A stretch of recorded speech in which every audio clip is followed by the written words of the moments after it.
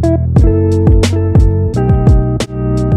for those of you that don't know me, my name is Sophie. If you do know me, you probably followed me here from TikTok or Instagram. I started creating content, give or take, in 2024. My goal was to showcase my journey as a first-generation student at USC pursuing my doctorate. Cannot believe I'm already 2 years into my grad program, like that is wild. But our focus on today's video is answering your most frequently asked questions. I am always getting a ton of DMs. Seriously, so hard being able to answer all of you. And I think a video is the best way to deliver my answers to you, so let's get into it. One of my most frequently asked questions is master's or doctorate.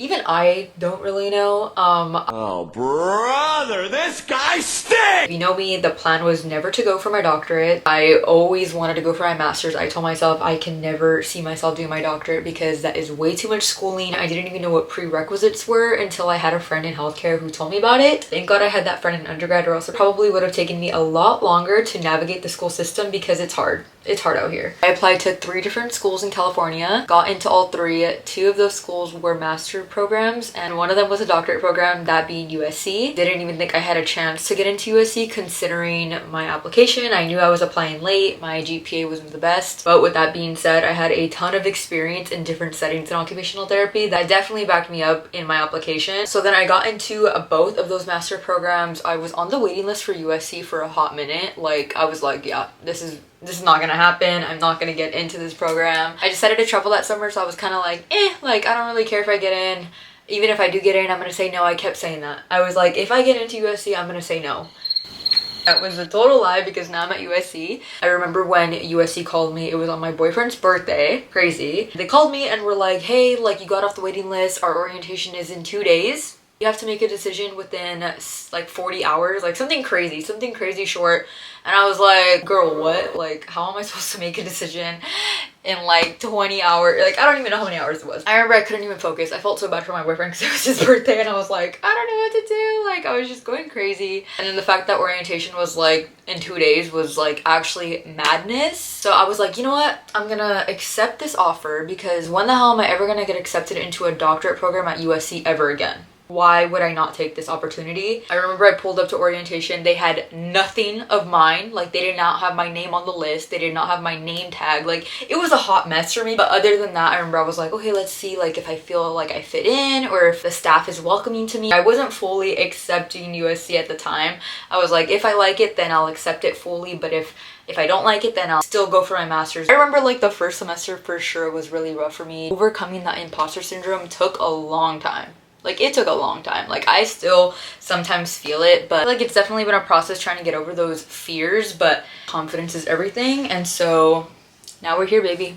Year 2. See, this is the problem. I go off so many tangents and then I'm like, what was I talking about? I feel like master's versus doctorate is honestly a personal choice. Like, at the end of the day, do what's best for you. So many people are gonna try to tell you this is not, but like at the end of the day, it's really coming down to you, your time, and at the end of the day, your money. I feel like a ton of people are always asking me about the cost of USC, which is a totally real question. I totally understand that question, but everyone's source of being able to pay off school is just looks so different. So I feel like this is just a topic I don't really feel comfortable talking about. I think it was also the way I was raised. Like I said before, pursuing my doctorate was never the plan, being so for real, because I just didn't really care for like the doctor title. I just wanted to pursue occupational therapy because I was passionate about it and I wanted to do it, so I didn't really care what my title was. When I got into USC though, it was so hard for me to like turn that down, especially as someone in my family who's never been to college. Pursuing your degree period is not even expected in my family. Being able to have the opportunity to get my doctorate at USC was honestly just like mind-blowing. Okay, another majorly frequently asked question is OT school essentials. Mine are very basic, but you guys asked for this, so let's get into it. So right off the bat, I know like everyone has their own preference for backpacks or whatever the case may be, but baby, the North Face backpack will not fail you. The amount of compartments that this backpack has is what I needed for something like grad school. It's the way that I'm literally always like on the go and I have like so many things to like pack in my backpack.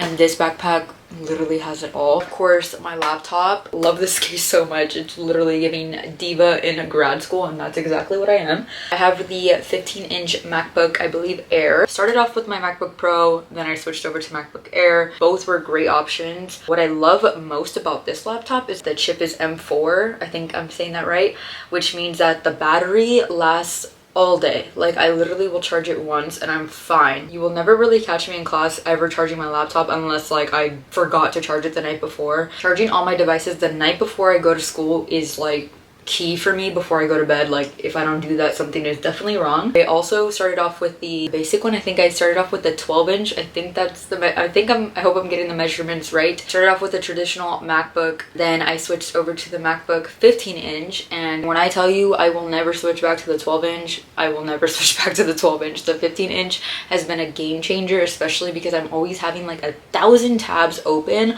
on my freaking screen, and this has just like changed the game entirely. So you're gonna do 12-inch between 15-inch. We definitely say to choose 15-inch because it definitely helps a lot. As for note-taking, I know some people prefer pen and paper, some people prefer their iPad. Purchasing an iPad before grad school was a total game changer. I did not have an iPad in undergrad, which I don't even know how I survived. This iPad has definitely changed the game for me. I also have the rock and paper screen protector, and I love it too because it just makes it feel like I'm writing on paper. My parents actually bought this for me before coming into grad school, which was really nice, and so I did not want to break their bank, so I did not want to have them pay for like a totally expensive iPad. So I literally got the 9th generation iPad. I have no complaints about this iPad. If I'm just taking notes on it, I don't even care what I have. As long as I have something that can get the work done, I'm okay with it. So my iPad still has the button down here, but this has just worked so well for me. But if you're looking at a cheaper option, I definitely recommend the iPad 9th generation. I also have a pencil pouch, which if I'm being honest, I rarely use this in grad school, so I'm not sure if I would really count this as an essential in grad school. I have a bunch of highlighters in here. Also have these little post-it things. Pens, definitely pens I think are like a staple, obviously. Index cards, and then post-its. I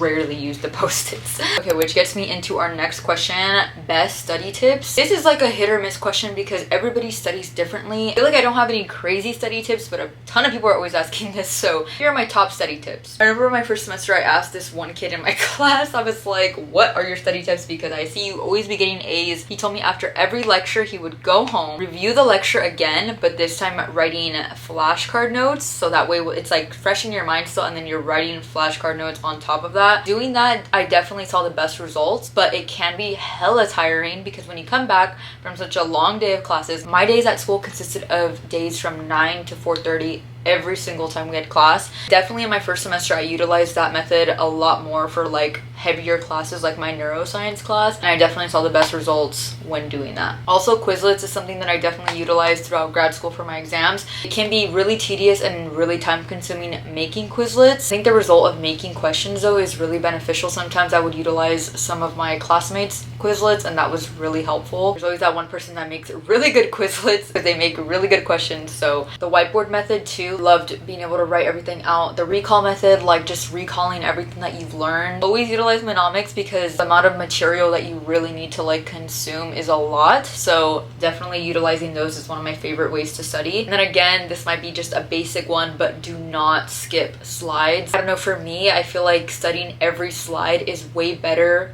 than having a study guide. I don't know what it is, but a study guide is just too much information on one paper for me. That was really interesting to me because I know a lot of my friends would always make study guides. Sometimes they worked out for me and then sometimes they didn't. And then just really using like different highlighter colors, that really worked best for me and I really loved that. Obviously, a water bottle is essential for your long days on campus. There have been days where I forget my water bottle and it is like the worst day ever. My wallet has never failed me. Also, this is my bag for fieldwork days. Best bag ever. Again, the amount of compartments that are in these bags, exactly what I need for someone that overpacks. Always have a Touchline in all of my backpacks. Always have like a ton of lip glosses in these bags as well. Gum. Deodorant is a big one for me too since I'm a sweater. I feel like I'm definitely missing some questions that you guys are always asking, but I think this will be it for today since I talk so much. I definitely hope that these tips and questions helped you out just a bit. I also meet with prospective students over Zoom. You could just DM me. Other than that, thank you so much for watching my first video. Bye. Love you.